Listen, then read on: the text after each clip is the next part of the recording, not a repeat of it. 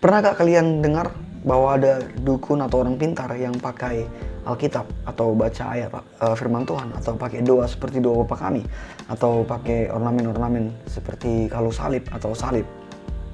Bagaimana dengan orang pintar seperti itu? Apakah kita boleh datang meminta pertolongan kepada mereka karena mereka juga pakai ornamen atau alat atau cara-cara seperti orang Kristen pada umumnya? Mari kita bahas di What About. Hai, selamat datang di Biblians. Kali ini kita akan bahas ilmu putih. Ya, seperti yang ada di judul atau di thumbnail yang sudah kalian lihat sebelum membuka video ini. Well, kalau ilmu hitam itu jelas sudah bertentangan, kita tahu itu. Itu ilmu nujum, ilmu hitam itu bertentangan dengan Tuhan, bertentangan dengan firman-Nya. Nah, bagaimana dengan ilmu putih? Yaitu ilmu yang seperti aku bilang tadi. Karena di daerahku, di daerah orang-orang Batak, nggak tahu daerah kalian mungkin juga ada, masih banyak orang yang pergi ke orang seperti itu, meminta pertolongan kepada orang-orang seperti itu. Dan kalau mereka ditanya, kenapa pergi ke mereka, ke orang pintar tersebut? Nggak apa-apa, dia pakai Alkitab kok, dia pakai doa Bapa Kami juga kok sebelum ritual, dia pakai salib loh, dia baca ayat Alkitab, ayat tertentu loh, dia bawa nama Yesus, dia pakai nama Yesus, dalam nama Yesus katanya. Jadi nggak apa-apa, itu kan sama kayak kita, orang Kristen. Masih banyak di daerahku orang Batak begitu. Jadi suatu kali seorang teman menanyakan hal ini kepada aku, bagaimana dengan hal seperti itu yang kita sebut ilmu putih. Kenapa ilmu putih? Karena ada unsur-unsur kerohaniannya. Gimana dengan itu? Oke, mari kita bahas. Ada beberapa hal yang harus kita perhatikan untuk bisa mengerti tentang hal itu, apakah hal itu berkenan atau tidak sebenarnya. Yang pertama, tidak semua yang pakai ayat Alkitab, ayat firman Tuhan itu berasal dari Tuhan. Ini menarik karena ayatnya itu ayatnya Tuhan, firman Tuhan gitu, tapi belum tentu yang pakai berasal dari Tuhan. Contoh paling jelas itu iblis.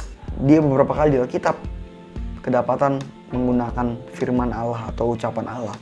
Contoh di kejatuhan manusia dalam dosa. Siapa yang menghasut Hawa? Iblis. Dia bilang apa? Bukankah semua pohon dalam taman ini jangan kamu makan, katanya. Dia pakai apa yang sudah Allah firmankan tapi dibalikkan. Faktanya dibalikkan gitu. Terus di kisah lain yang paling familiar, saat Yesus dicobai di padang gurun, iblis beberapa kali mengutip ayat firman Tuhan untuk melawan atau mengalahkan Yesus. Salah satunya saat dia menyuruh Yesus menjatuhkan diri dari hubungan bait Allah. Iblis bilang,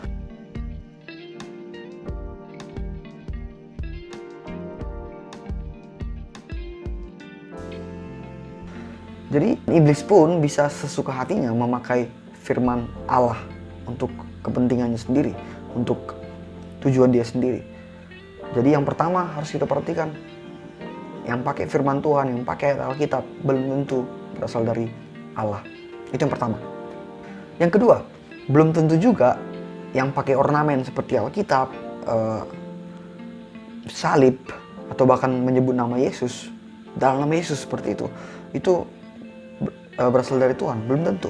Yang paling jelas, contoh yang juga di Alkitab adalah kisah para rasul tentang anak-anak Skewa. Mungkin kalian pernah baca ayat itu. Suatu kali ada yang kesurupan, ada yang kerasukan roh jahat, dan adalah anak seorang imam bernama Skewa. Ironisnya, bapaknya imam, anaknya malah orang pintar atau dukun. Lalu mereka datang ke orang yang kesurupan itu dan meneriaki orang yang kesurupan itu, dan mereka berkata di Kisah Para Rasul 19 ayat 13-20, mereka mencoba mengusir roh jahat itu sambil dengan kedok nama Yesus. Mereka berseru, "Aku menyumpahi kamu demi nama Yesus yang diberitakan oleh Paulus." Mereka dengan gamblang memakai nama Yesus yang dipakai oleh Paulus dan rasul-rasul lain dalam pemberitaan Injil mereka. Padahal mereka ini orang pintar atau ahli nujum atau dukun. Kemudian hasilnya jelas. Kita bisa baca apa hasilnya. Roh jahat itu justru menolak mereka. Kata roh jahat itu, "Aku kenal Yesus, aku kenal Paulus, tapi siapa kamu ini?" kata roh jahat itu. Dan roh jahat itu malah bukannya kabur atau terusir, malah balik menyerang anak-anak Skewa itu. Dan mereka pulang dengan luka-luka dan telanjang. Sangat-sangat memalukan, kejadiannya sangat memalukan. Ini membuktikan kalau pakai nama Yesus, kalau pakai ayat-ayat firman Tuhan atau doa-doa Kristen, doa Bapa Kami dan sebagainya, atau bahkan cuma pakai ornamen kayak salib atau Alkitab, buku Alkitab itu nggak menandakan pasti dia dari Allah atau berlandaskan firman Allah atau berasal dari Allah, dari Tuhan. Dua contoh itu menjadi bukti iblis juga bisa pakai firman Allah dan anak-anak Skewa. Sudah jelas dalam nama Yesus kusumpahi kalian katanya. Dalam nama Yesus kusumpahi kamu, kata anak-anak Skewa kepada roh jahat itu.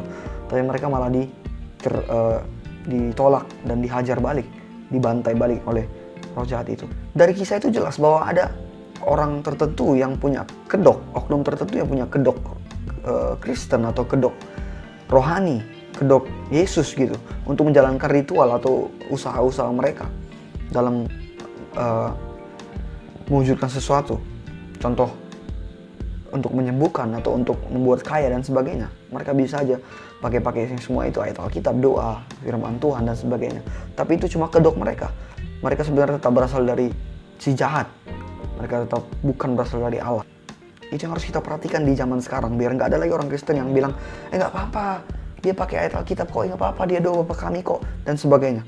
Itu harus kita perhatikan sebagai orang percaya. Kemudian kita juga harus fokus atau perhatikan di ritual mereka, cara mereka, upaya mereka. Kalau ada cara ritual yang sama sekali tidak pernah diajarkan oleh firman Tuhan, oleh Tuhan sendiri, pastikanlah itu bukan berasal dari Tuhan. Sekalipun dia pakai nama Yesus, sekalipun dia pakai Alkitab, ayat, pakai salib, pakai bla bla bla apapun itu, tapi dia punya ritual, punya cara yang lain, yang asing, yang tidak sesuai dengan pengajaran firman Tuhan, pengajaran rasul-rasul, bahkan pengajaran Yesus itu sendiri, pastikanlah itu bukan berasal dari Tuhan. Dan jangan pergi ke orang begitu untuk minta tolong jika anakmu sakit, jika keluargamu sakit, jika butuh uang, jika ekonomi lagi apa dan sebagainya. Kenapa kau nggak berdoa sendiri atau minta bantu doa saudara seiman atau hamba Tuhan? Yang terbaik itu doa sendiri atau doa bersama keluarga di rumah. Kenapa harus pergi mencari orang-orang pintar yang katanya pakai Alkitab, pakai doa Bapa Kami dan sebagainya? Well, kurasa itu aja untuk topik ilmu putih. Kuharap kita belajar bersama bahwa sekalipun pakai kedok rohani, Yesus, Alkitab, salib dan sebagainya, kalau mereka punya ritual-ritual lain yang tidak sesuai dengan firman Tuhan, mereka bukan berasal dari Allah. Hai, terima kasih sudah nonton. Bagi kalian yang udah subscribe, ucapkan terima kasih banyak. Yang belum, kalau kalian mau subscribe, like, comment, share, supaya semakin banyak yang terberkati dan belajar bersama kita. Oke, sampai sini video ini. Sampai ketemu di video yang lain. Bye.